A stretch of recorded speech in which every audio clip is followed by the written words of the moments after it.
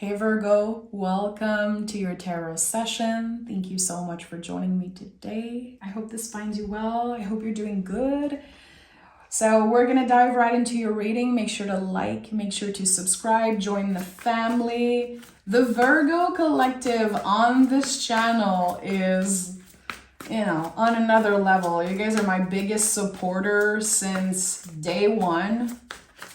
And I just celebrated 180,000 subs. Thank you so much. And I remember three years ago when I started, my first mini viral video was a Virgo reading, and you guys always show up for me. So thank you. You are an essential part of my success here and my own spiritual growth. So I really appreciate it. Okay. There's a card that came through. Is there another card that want to be in the general energy? No. Everyone had multiple cards and you have one specific thing wanting to show up as general energy. Oh, and it's a big one. Here's your twist. Here's your twist of faith, your fortunate twist. The Death card is never about an ending. That's very important for me to share that with the world. This card is just so misunderstood. And when you think about death energy, to me, it's always connected to some type of compost. It is a compost pile. And anytime I see this card, it's like, I know we're going to have to dive into real talk. I know we're going to talk about real human stuff and how it might sound a little dark, but we are, as humans, our vessels, our body, we all are food for the soil, for the earth. Eventually, we will transform, our bodies will transform, and we will become part of the earth. And that's what the Death card is. It is the magic of everything transforming, constant cycles of death and rebirth. And it is, to me, the lovely sprout of a seed because of all the soil and the kind of the death energy that is in the compost pile in the soil. So Death card to me, always connected to some type of new beginning, some type of rebirth, and one of the deepest transformation in the whole tarot. Again, it feels like a twist of fate. It feels like it's always fortunate in the way I read tarot. It's not necessarily easy. It's not necessarily comfortable. When I think about a snake shedding its skin, and you cannot rip off the skin, you have to wait for the skin to fall off.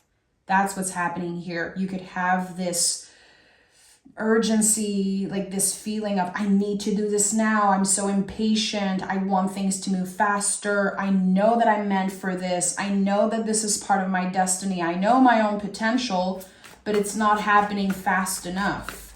When am I going to get there? The Death card is a confirmation that something has already transformed for you. It's already yours, Virgo. It's already yours. You're going to get it. I don't know what you've been wanting, hoping for. You're going to get that stuff.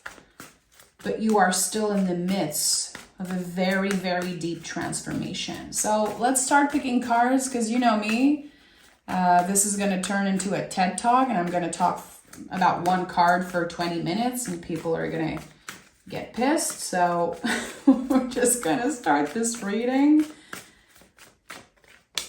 Ace of Wands, Five of Swords. I told you, look at that. The Ace of Wands is here. Ace of Wands is a tree. All aces are a gift of some sort from the universe, the beginning of something, but the wand is the only living energy. It's not a cup, it's not a pentacle, it's not a sword. It's a tree. So it naturally grows. Again, there's already something that's starting to grow. There's already the first sprout of the seed here. Your job is to nurture that sprout, to take care of it, to dedicate your time, to be patient, of course.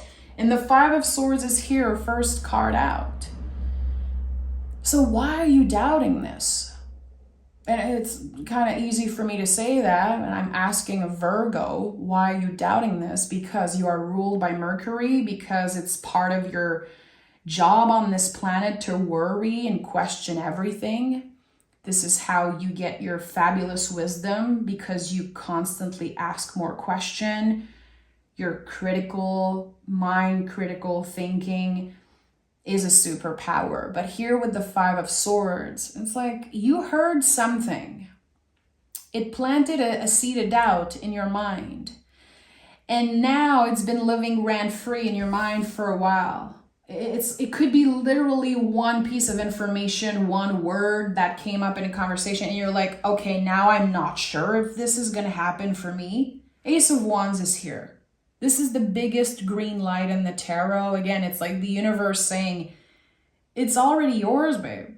It's clearly you're overthinking this. You're doubting it because it's meant to be. The louder your inner critique gets, the more you know you're doing something right.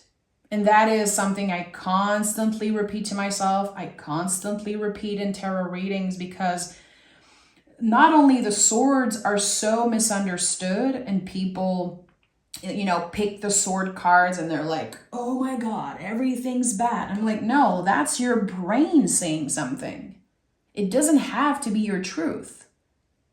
How do you relate to your thoughts? How do you relate to your inner critique? How can you befriend that inner critique? Especially for Virgos, it's your superpower, your critical thinking. So investigate that. When a feeling come up, when again, you're judging yourself or you're anxious, try to investigate. Don't try to numb what you're feeling and thinking and stressing about. It's very easy for Virgo to numb, find a way to avoid the inner critique. But here you're invited to befriend it. Look at that. The High Priestess is here. I told you, the louder the brain gets, the more you know that the soul is in the driver's seat. And we have High Priestess. So High Priestess to me is a card of protection. Always. It feels like you are protected by something, because this little sprout here that already exists for you, it was always meant to be.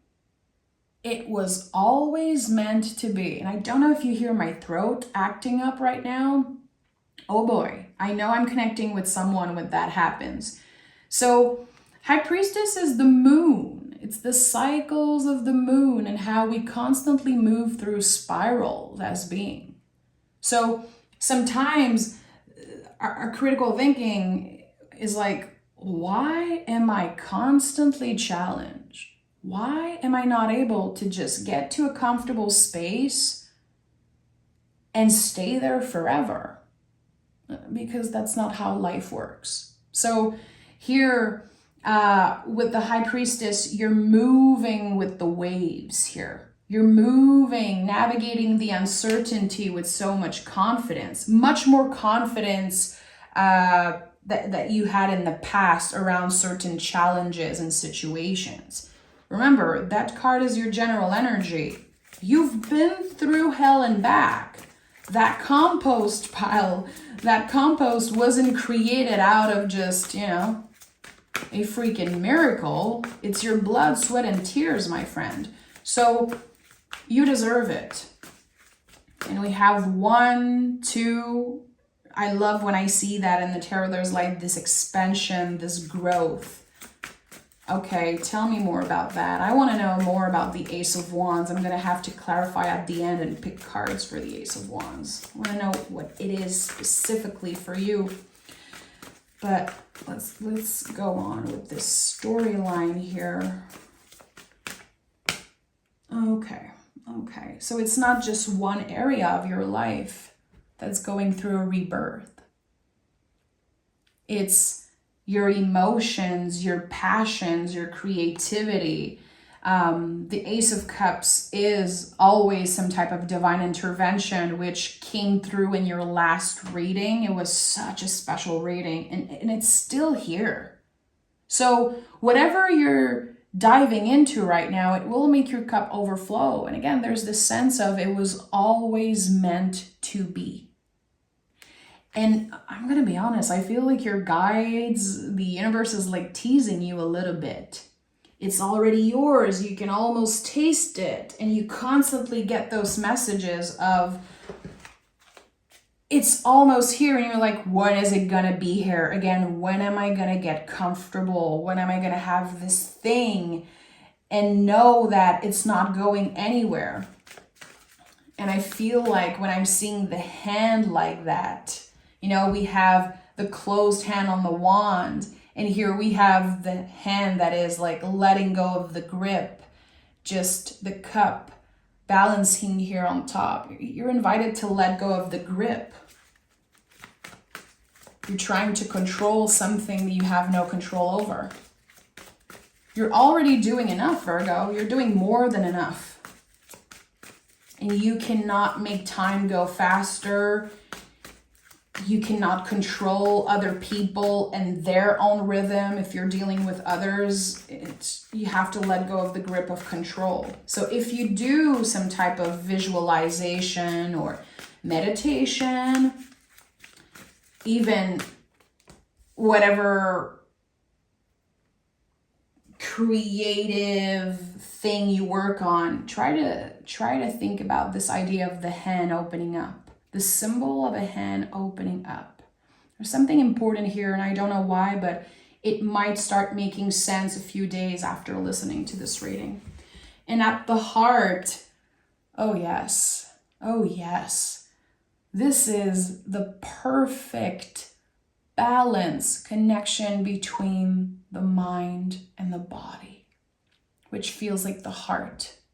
It really feels like the heart space when I think like, what is the middle path between my mind and body? I don't know. There's something about the heart here that wants to come through with the Empress. And yeah, there's literally a symbol of a heart.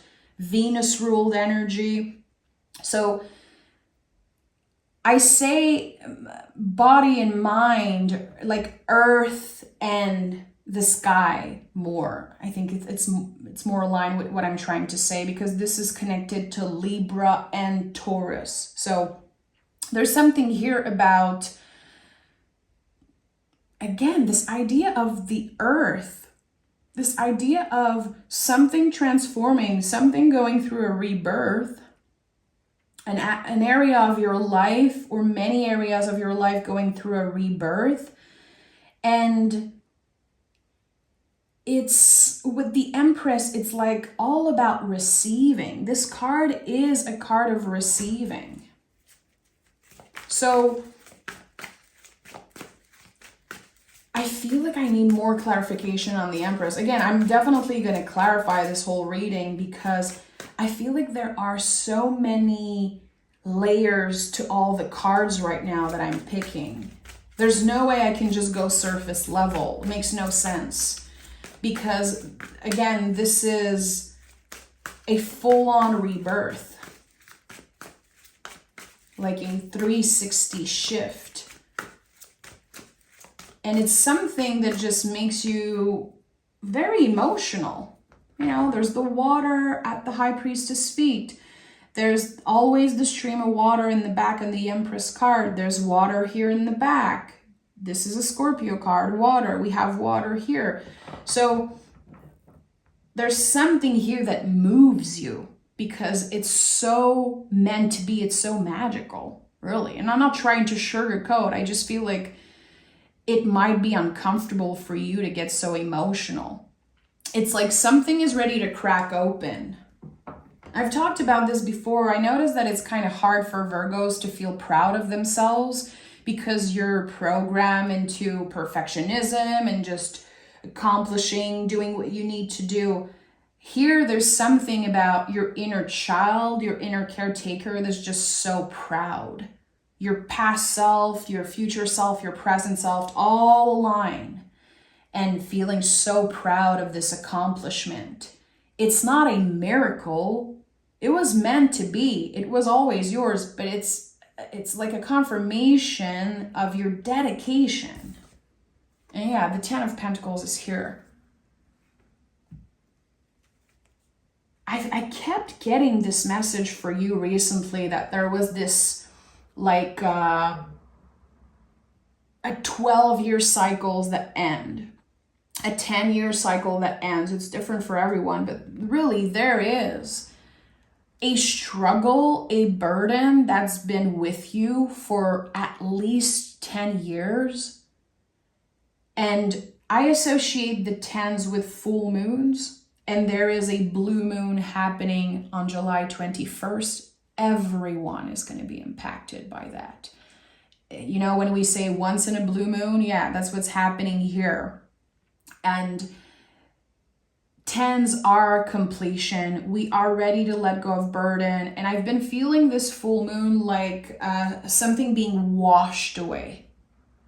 It's not pressuring. It's not heavy anymore. It's just naturally, like gracefully cleared out of our lives. And it's lifting such a weight off your shoulder. Again, like the weight of perfectionism, the weight of needing to find your path ASAP, like as soon as possible. I need to know what I'm going to do. I need to be secure. It's like you've been running in your hamster wheel and trying to be in the space of the Empress. And sources like Virgo, you were always the Empress. You don't need that stability to be the Empress, to embody that. But I feel like your inner critique has been so loud. It's like you're going to be able to have a break mentally once you reach that success. Once you reach that space of comfort and abundance. And now, while again, there's this 360 shift, your whole being, your whole life is going through a rebirth. Clearly, your idea of success is also transforming. Again, my throat is acting up. You might not want the same things. You might not need the same thing. You might not even believe in the same things. It's all expending. It's all expending. And I'm getting this image of the snake again.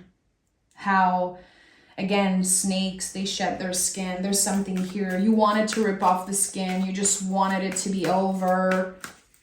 I'm going to do what I need to do. I'm going to do the difficult thing, but I just need a little bit of peace and comfort.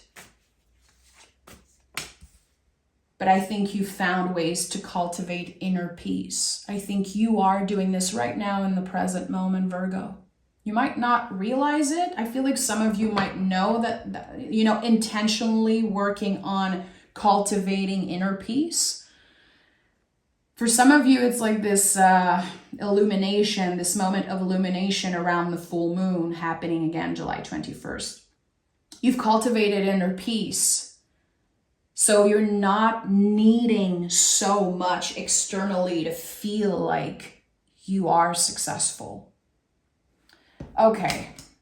8 of Pentacles, Justice, 7 of Swords. Like, of course, 7 of Swords always come up when we're doing something right. I said it earlier, yeah. 5 of Swords, 7 of Swords always come up in a reading when our soul is in the driver's seat, when our intuition is leading us on the right path. So remember that when you pick those cards or when you see those cards in tarot readings. So 8 of Pentacles is here. This is one of your cards. I told you, like, you've been dedicated to something. I think that not only you've been checking things off your list and doing what feels right, what you believe is like right, you've been cultivating some type of inner peace, and it's really showing. I think that people are noticing you're much calmer, you're much more grounded, and I feel like also, I don't know why I'm getting that. It's like your skin is changing. Maybe your skin feels brighter, your skin feels more healthy, you're smiling more. There's something here that people are noticing about you. You might receive a lot of compliments, again, around the full moon. And it's that inner peace that you're cultivating. And the Eight of Pentacles is a reminder that we're constantly going to work on that. We're constantly going to be working on cultivating something. We're constantly going to go through deaths and rebirths. This is not your first rodeo, and it won't be the last. It's just that you're able to move through it with more grace, much more easily than you would have in the past. And Justice card is a good confirmation of that. I think that you stopped absorbing other people's critiques so much. You stopped or tried to, again, readjust something. The Justice card is about gauging. In order to find the balance that is represented by the Justice card, we have to gauge. We have to remember that we're not taking steps back. We're learning, therefore we're not failing. And there's something here, I feel like when I think about this 10 years, 12-year cycle that ended for you, there was so many times in the past 10 years where you were so hard on yourself, probably for your whole life, how you would maybe dwell on a quote unquote failure or something that wasn't working for you, something that you could not find the answer around, or maybe you felt lost in certain areas. But now you understand, like, it was really meant to happen that way. It was really meant for me to achieve a certain inner peace, to achieve a certain balance here. And with the Seven of Swords, again, I feel like this card is coming up for you to remind you, this is a spiral, baby. Like, you're not going to constantly walk a straight line. You're not constantly going to be in the Empress seat or feel that way. Because again, the Empress is always within us. It's always an energy that is available to us. But I feel like here, with your inner critique and your brain being so loud, it's a normal thing to feel anxious sometimes. It doesn't mean, again, that you're doing something wrong. I think that you're learning to differentiate the ego, the mind, the inner critique, and your intuition. And that has been a big, big work in progress for you. To not let your mind dictate everything that you do. To not let your critical thinking like isolate you from other people, keep you from saying yes to yourself and experiencing certain things. Okay, let's take another tarot deck. And I want to know more about the Ace of Cups and the Ace of Wands here.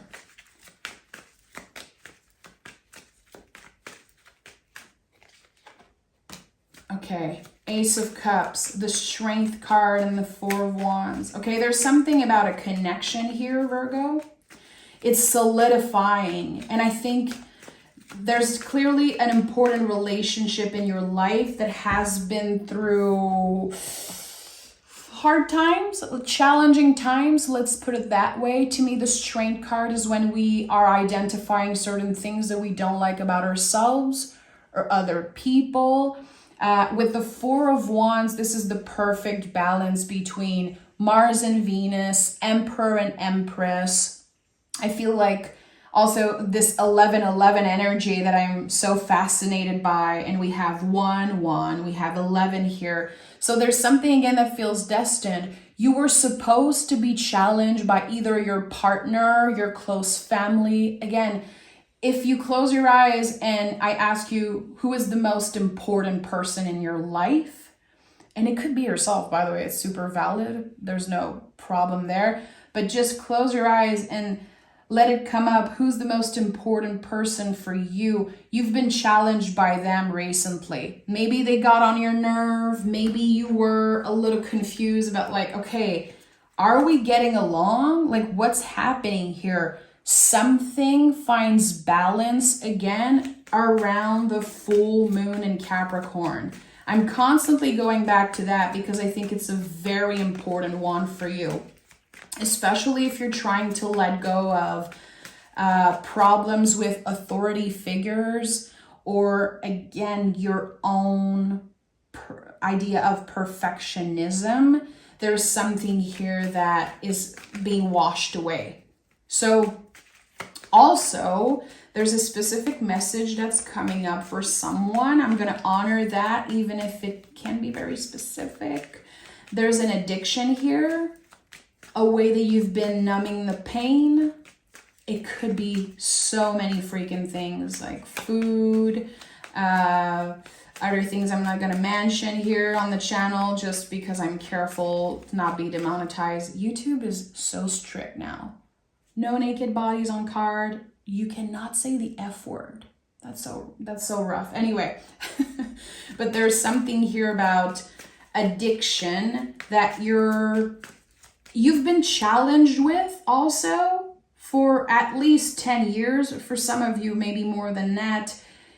And around this full moon in Capricorn, it doesn't have as much power over you. If you are trying to release or to manage an addiction, I would say write and burn around the full moon. Do something intentionally to clear away, because you're getting extra support from the universe and your guides right now to clear away an addiction that it's been rough to navigate. Because that's the thing with certain addictions. It can easily become a problem even when we feel like we have control over it. You know, Strength card is a lot about that. The things that we believe we have control over, but actually they have more power over us than we know. And there's something here, again, whatever it is, I feel like it brought you a lot of pleasure. That's why it's so hard to let go of. It's not just this negative thing. There's a lot of pleasure connected to a certain addiction. You're given a lot of power around the full moon to just take a step back, to recalibrate around that. It's not a miracle solution or energy, but it's a big, big help for you if you've been dealing with something. And the Ace of Wands, 2 cards for the Ace of Wands. Empress is here again, and the 5 of Cups. Okay, so there's grief here, moving through a different stage of grief, because 5 of Cups is making space for grief at our table, when we accept and understand that it's a part of us always. It's not just going to disappear. We're not suddenly going to feel no grief ever again. It stays, but we become stronger. You know, Empress, it gets easier to carry. You learn something essential through losing someone, through grieving maybe a person or a certain era of your life. I felt that a lot recently for you. Like there's this grandparent that is a guide, an angel that you probably talk to or feel right now. You're kind of walking hand in hand with this guide, with this angel. I don't know if you pray to them or talk to them or just, think about them. There is something here. You could be receiving very clear signs from the universe. Again, 1111 is big for you right now. Animals, birds, Virgo rules small animals. There could be something about like small animals that's coming up. You see like something so weird in your backyard, like 3 birds playing together, or like butterflies, and you're like, wow, I feel it around my heart space. I know that this is a sign. And also, like, I want to be clear. I love angel numbers. I'm a little obsessed with them, to be real, and all synchronicities, but I'm a rational person. And I know that, you know, science is not going to prove that when I see a specific type of butterfly, my grandpa's thinking about me. I know it's not necessarily science or rational. It's a little woo-woo, but it's my choice. That's the thing with magic and spirituality and synchronicities. It is our choice. It's an active choice that we make to believe that. It brings us comfort. It helps us connect with our intuition and ourselves. So when you're hearing those types of things, and maybe you're rolling your eyes and you're like, oh, come on. Good. I think it's okay that we're all different, and that some of us just don't believe in certain things and others believe in everything. I think it's beautiful. There's space for everyone here, and give yourself time. And again, remember what I said. It is an active like choice and decision to believe in those things. Something is going to make you believe in magic around this full moon. Expect a freaking miracle, my friend, because something will make you believe in magic. So let me pick a card. I really hope you guys don't hear my neighbor. Oh boy. I don't want to scrap this reading, but he's been doing I don't know what, like God knows what. And all love. I'm like, have fun. Even if it's annoying, I'm like, it's okay. Do your thing. Okay, what is the moon trying to say? Luck is on your side. You're the star of the show. You're the star of the show, Virgo. I almost called you baby again. I was like, I don't want to trigger people. It's just, I don't know, it's natural. You guys don't know me personally in my real life. I'm the type of person who constantly say like little sweet name to people. So anyway, I almost called you baby again. It makes me laugh. Luck is on your side. New moon in Sagittarius. Sagittarius is so lucky. There's something here about you feeling like the energy change. Again, you believing in magic because you're having the freaking proof in your face that your intuition was right about something. Again, this is not just one little thing. It's a full-on rebirth. This is a time, this blue moon, this is a moon that you will remember. It will create a temporal landmark in your mind, and you will remember this specific moon as the ultimate clearing and new beginning. I would say rebirth. So explore that, investigate that, have fun with that. Again, everything isn't fixed and everything shifts and transform.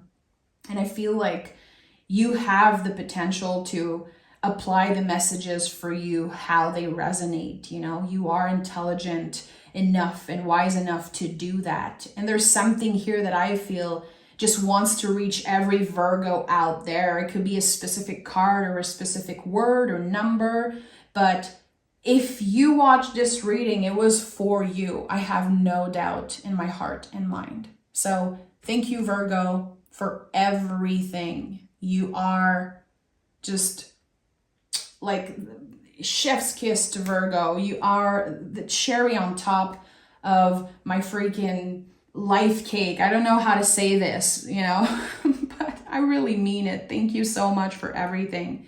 And I'll talk to you guys next week. Bye-bye.